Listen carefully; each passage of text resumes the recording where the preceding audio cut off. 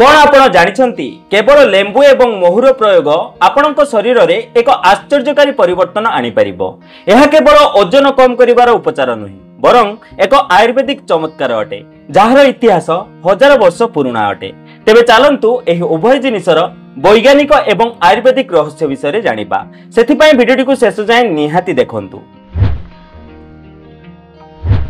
प्रथमे जानिबा कौन अटे एही लेंबु एवं महुर मिश्रण। विटामिन सी रे राजा अटे लेंबु एवं महु नेचुरल सुगर एवं एंटीऑक्सीडेंट रे भरपूर अटे। जेबे एही दुईटी जिनिस परस्पर सह मिसी जांती तेबे शरीर को डिटॉक्स करिबाठो आरंभ करी रोग प्रतिरोधक क्षमता बढ़ाइबा पर्यंत काम करिथांती। लेंबु शरीर रो अम्लता बा एसिडिटी को बैलेंस करिथाय। महु शरीर को ऊर्जा प्रदान करिथाय एवं बैक्टीरिया सह लड़िथाय। उभय मिसी शरीर रो पेट गला स्किन एवं फैट बर्निंग उपरे गभीर प्रभाव पकई थांती।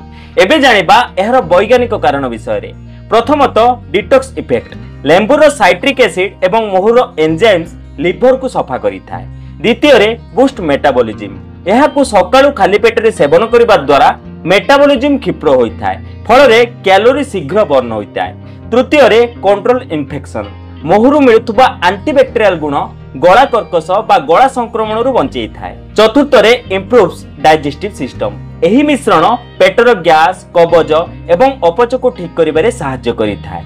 एबे जानिबा एहर आयुर्वेदिक बेनिफिट्स विषय रे। आयुर्वेद रे एहाको प्राकृतिक अमृत कहा जाई अछि। एहर प्रतिदिन सकाळु सेवन करिबा द्वारा ओजन धीरे धीरे कम होइथाय, मुख दुर्गंध दूर होइथाय, चेहरा रे चमक आसीथाय, स्किन इन्फ्लामेशन एवं व्रण भली समस्या कम होइथाय, आंठुगंठु बिंधारु आराम मिलिथाय एवं शरीर हल्का एवं ऊर्जावान अनुभव करिथाय। एबे जानिबा आजिर एही होम रेमेडी केमिति बना जाय। एहाको बनेबा बहुत सहज होइथाय।